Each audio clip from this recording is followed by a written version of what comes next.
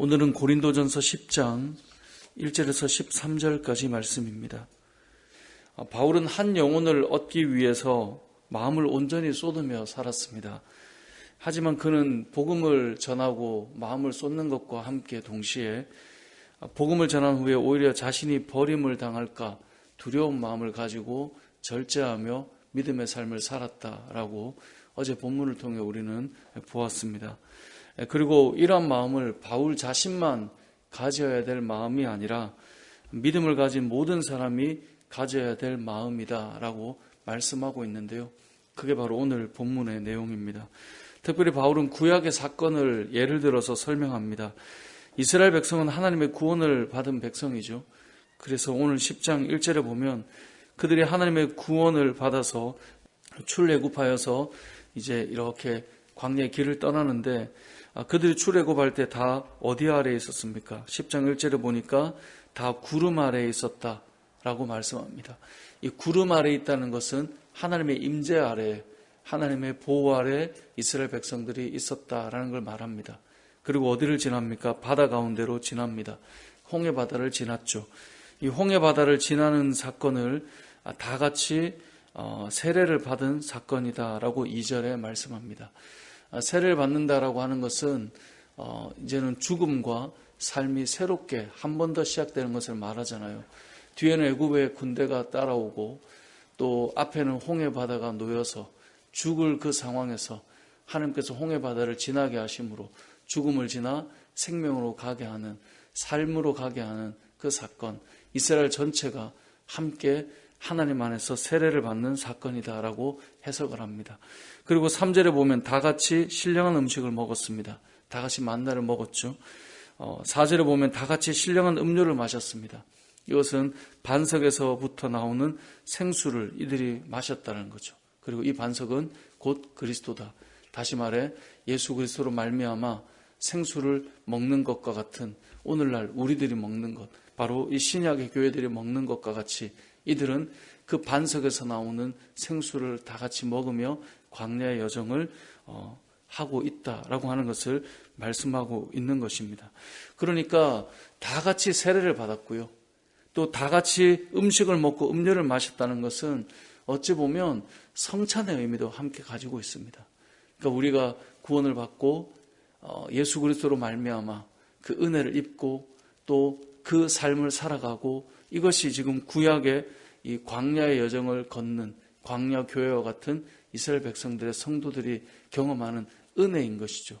그런데 이러한 가운데에도 5절에 보면 그러나라고 시작합니다. 자, 이 정도 큰 은혜를 받으면 당연히 자신의 삶을 하나님 앞에서 세워가야 하는데 그러나 그들의 다수를 하나님이 기뻐하지 않으셨습니다. 한두 사람의 이야기가 아니라 다수를 기뻐하지 않았어요. 그래서 그들이 광야에서 멸망을 받았죠. 우리가 분명히 앞에 사도 바울이 복음을 위해 엄청난 열심과 헌신을 가지고 살았지만 자신의 믿음의 삶과 자신을 돌아보고 절제하며 믿음의 길을 걸었다라고 말해요. 오늘 본문의 이 10장의 내용, 그것처럼 이스라엘 백성들도 그래야 되는 거예요. 광야의 여정을 걷고 있지만 그들의 다수는 어떠한 모습을 보였습니까? 하나님이 기뻐하지 않았기 때문에 그들이 광야에서 다 멸망을 받았어요. 그래서 6절에 보면 이러한 일은 우리의 뭐가 돼요? 본보기가 된다. 그리고 11절에도 가보면 이런 일은 본보기가 된다. 하나님께서 이러한 일을 본보기로 우리에게 기록해서 보여주시는 이유는 너희가 이러한 일을 반복하지 말라 이거예요. 자, 하나님의 은혜를 입은 자들이 어떤 행동을 했기 때문에 이들이 하나님이 기뻐하지 않는 모습을 보였고 광야에서 멸망하게 되는가. 7절에 보면 우상 숭배를 했다라고 말합니다. 그들 가운데 어떤 사람들과 같이 너희는 우상 숭배하는 자가 되지 말라. 앉아서 먹고 마시고 일어나서 뛰노는 하나님이 아닌 다른 신을 섬기고 미신을 따라가고 점을 보러 다니며 하나님께서 기뻐하지 않는 것을 그들은 더 사랑하며 그렇게 살아가는 것 하지 말라는 거예요. 왜요? 그것이 망하는 길이기 때문에. 8절에 보면 그들 중에 어떤 사람들이 음행하다가 하루에 23,000명이 죽었어요. 음행하지 말라는 거예요. 하나님께서 기뻐하지 않는 것. 우리가 고린도전서를 통해 앞에서 보았지만 너희의 몸이 하나님의 거룩한 전인 줄 알지 못하느냐. 세상이 아무리 음란해도 너희가 음행하는 것으로부터 너의 몸을 지키고 우리의 마음을 지키는 것. 그렇게 살아야 된다라고 말씀하고 있습니다. 세 번째는 10절에 보면 그들 가운데 9절이죠. 그들 가운데 어떤 사람들이 주를 시험하다가 뱀에게 멸망합니다. 그러니까 하나님을 시험하지 말라는 거예요. 믿음의 삶을 살면서 시험을 한다는 것은 결국은 불신앙적인 마음이거든요. 그러니까 하나님을 믿지 못하고 시험하는 것, 그러한 삶을 살지 말라는 것입니다. 시험하는 것의 뿌리는 불신앙입니다. 우리의 삶 속에 하나님을 시험하고 하나님에 대해서 함부로 이야기하는 것 하지 말라는 것입니다. 그리고 네 번째로 10절에 보면 그들 가운데 어떤 사람들이 원망하다가 멸망당하게 돼요. 원망하지 말라는 거예요. 원망은 대부분 혼자 하는 것이 아닙니다. 원망이나 불평이나 판단이나 비판이나 이건 모여서 늘 하는 일이에요. 그 하지 말라는 거예요. 그래서 우리가 로마서를 보면 이제 로마서 1장을 지난주에 다 보았지만 1장에 보면 하나님을 떠난 자들의 특징이 뭡니까? 수근수근거리고요. 비난하고요. 비방하고요.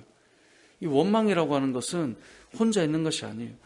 그래서 저도 개인적으로는 원망하는 사람들이나 불평하고 비판하고 판단하는 사람들과는 가능하면 말을 잘 안 섞으려고 합니다. 왜냐하면 그 자리에 있으면 누군가를 막 이야기하잖아요. 내가 그 자리에 없으면 그런 사람들의 특징은 또 그 사람 내가 없으면 나를 막 이야기한단 말이에요.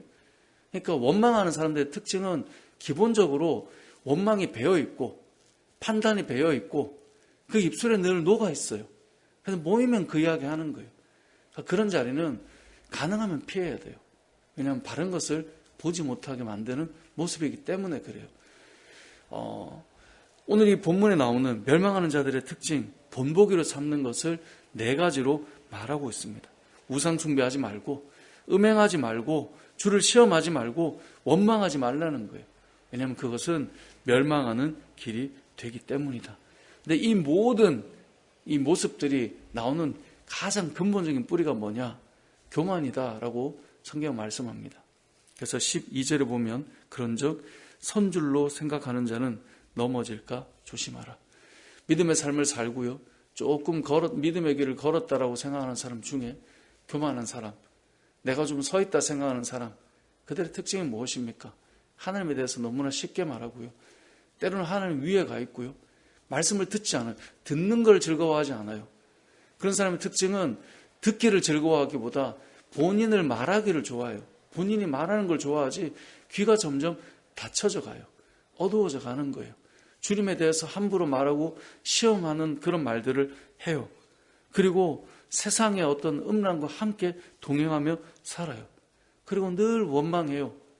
그것은 교만이 그 안에 있기 때문에 그렇습니다. 겸손한 자들의 특징은 쉽게 말을 하거나 함부로 내뱉거나 하지 않습니다. 저도 이렇게 신앙생활을 하다 보면 저나 여러분이나 다 느끼잖아요. 묵묵하게 있는 사람들의 특징, 그들은 대부분 다 겸손한 사람들이에요. 뭘 못 봐서가 아니고 뭘 몰라서가 아니고 뭘 알지만 묵묵히 있는 사람들의 특징은 겸손해서 그런 것입니다. 오늘 본문에 나오는 것처럼 선줄로 생각하면 넘어질까 조심하라 이것입니다. 교만한 사람은 넘어질까 조심해야 됩니다. 잠언 16장 18절에 보면 교만은 패망의 선봉이요 거만한 마음은 넘어짐의 앞잡이다라고 말해요. 잠언 18장 12절은 사람의 마음의 교만은 멸망의 선봉이요 겸손은 존귀의 길잡이다라고 말씀하고 있습니다. 바울은 열심히 복음을 전하다가 본인이 버림을 당할까 두려워하는 마음으로 믿음의 경주를 하면서 절제하며 살았습니다. 오늘 본문에서도 오늘 본문을 통해 하나님께서는 우리들에게 바울처럼 우리들도 믿음의 경주를 잘 하기를 원한다라고 말씀하고 있습니다. 그러면서 우리에게 주는 위로의 말씀이 무엇입니까? 선줄로 생각하는 자는 넘어질까 조심하고 13절에 보면 사람이 감당할 시험 밖에는 너희가 당한 것이 없다라고 말합니다. 하나님은 우리에게 여러 일들을 겪어가며 우리를 세워가시는데 그 가운데 우리가 감당치 못할 것은 없어요. 우리가 교만하지 않고 겸손하면 하나님께서 우리에게를 다 인도해 가세요. 넘어지는 것은 항상 내가 하나님보다 위에 있고 내 생각이 위에 있고 내 마음이 위에 있기 때문에 그렇지, 우리가 겸손해지면 하나님께서 우리가 감당할 시험밖에는 주지 않는 분이시구나, 이것을 깨달아가게 되는 것입니다.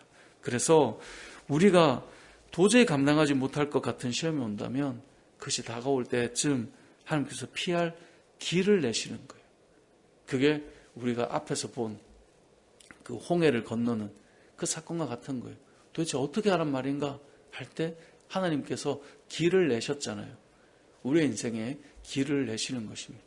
겸손하게 주를 바라보면 하나님께서 우리의 길을 인도해 가실 것입니다. 말씀을 맺겠습니다. 바울은 정말 복음을 위해서, 영혼을 위해 살았습니다. 우리의 말이나 우리의 행동이 영혼을 살리는데 사용돼야 됩니다. 바울은 그 일을 위해 다 쏟았지만 동시에 자신이 믿음의 자리를 이탈할까 두려워했던 사람이기도 합니다. 그래서 절제하며 믿음의 경주를 감당하며 걸어갔죠. 우리에게도 동일하다라고 오늘 본문에서 말씀하고 있는데요. 저와 여러분이 이러한 본보기를 기억하면서 교만한 마음으로 넘어질까 조심하고 우리의 인생의 길, 우리의 인생의 여정 속에 하나님이 우리에게 감당할 시험 밖에는 따로 더 과한 것을 주지 않는다는 사실을 기억하시고 오늘 하루도 하나님을 신뢰하고 우리의 입술에 불평과 원망이 아니라 감사와 기대와 기도로 살아가는 저와 여러분의 삶이 되시길 주님의 이름으로 축복합니다. 아멘.